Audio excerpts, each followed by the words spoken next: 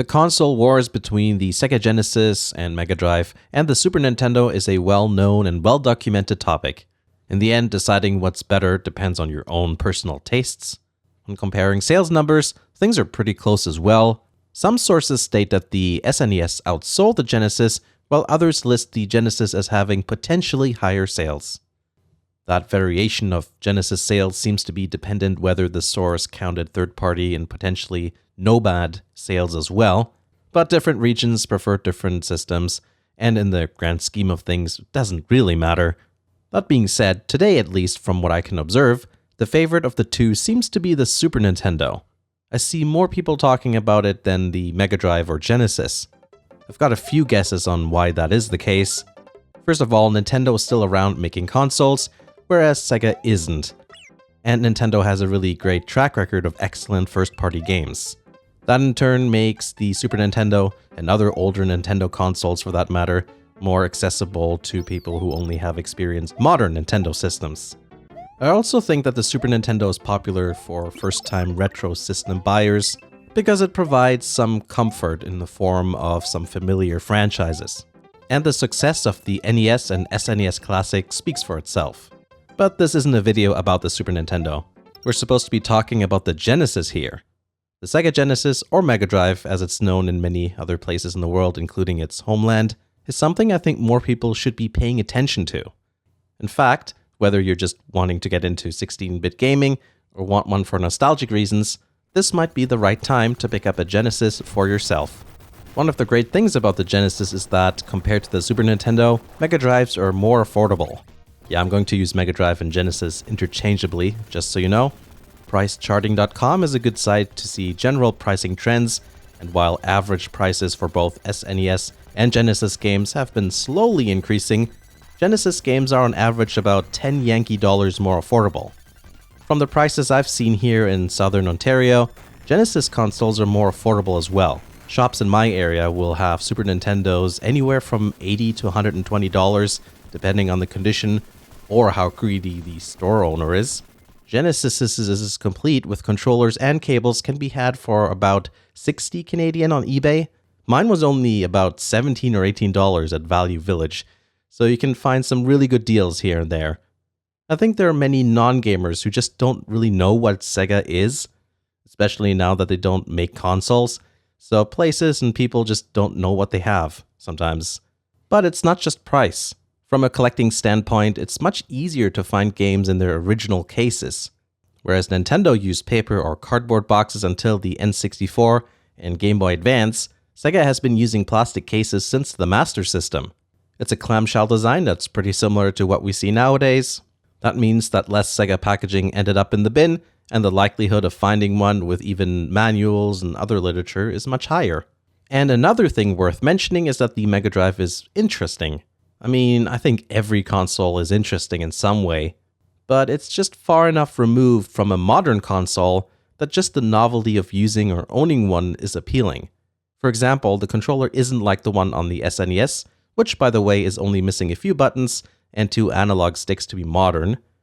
The Genesis has 3 face buttons and no shoulder buttons. There is a 6-button version which is really great for fighting games. It's a bit smaller too, which in my case is actually a good thing. The D-pads on Sega controllers are also a little different too than some of the other systems you might have seen.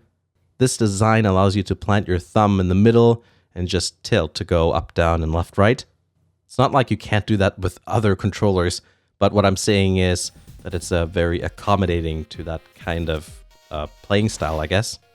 They also use the same connectors as an Atari 2600, Amstrad CPC, Commodore 64, and other early consoles and computers. I use one of these whenever I play my Atari 2600. And if I still had my Amstrad CPC 6128, then I would have used it for that as well. In terms of hardware, there's a bunch of different variations, which I think make the system really collectible.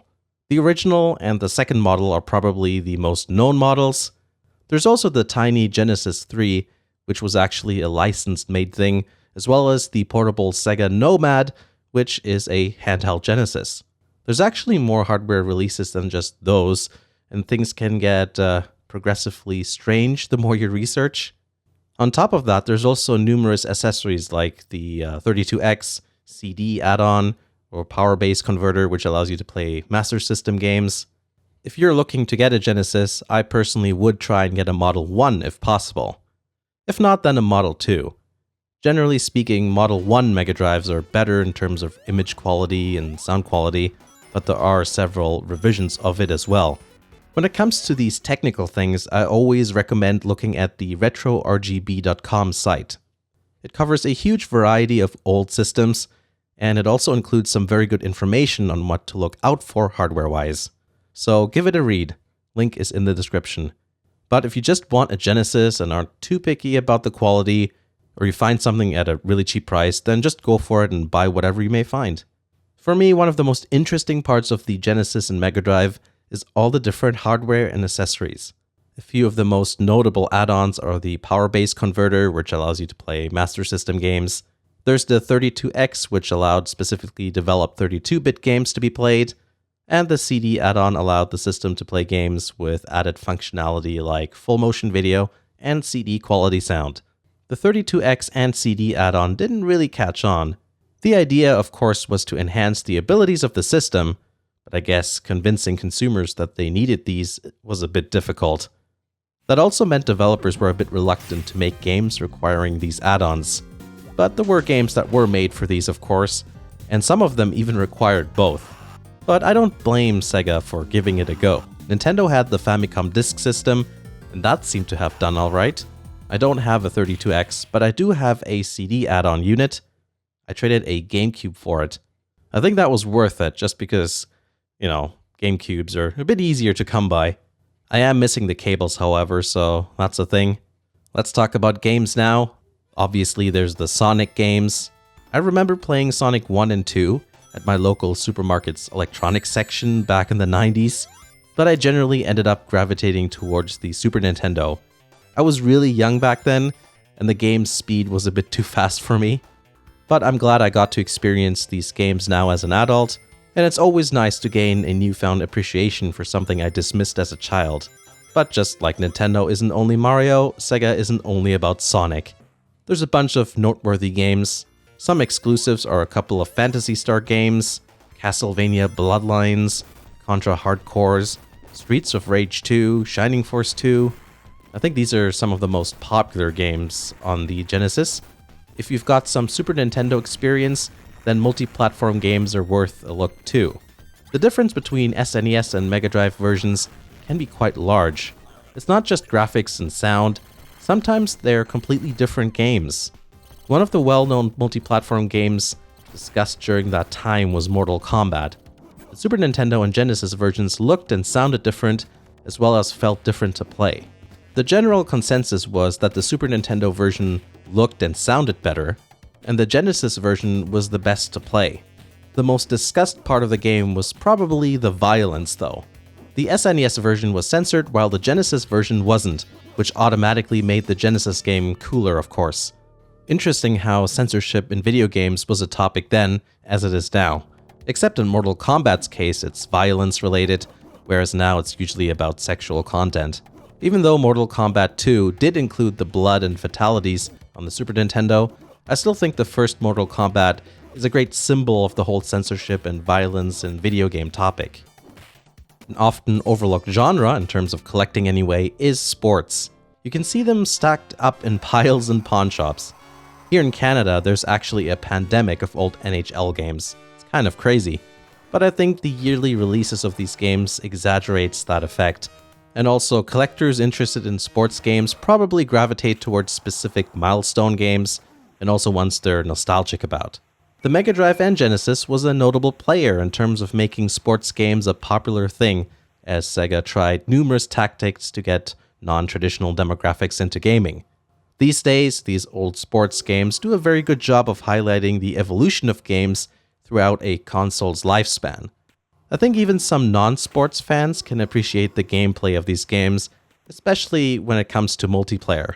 I personally started playing sports games in the mid to late 90s, so most things were already in 3D, but I like seeing how many of these franchises like NHL and FIFA were like when 2D was king.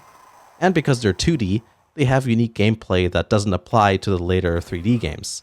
But yeah, that's the Sega Genesis and Mega Drive. I think it's a really good and relatively affordable way to get into 16-bit gaming.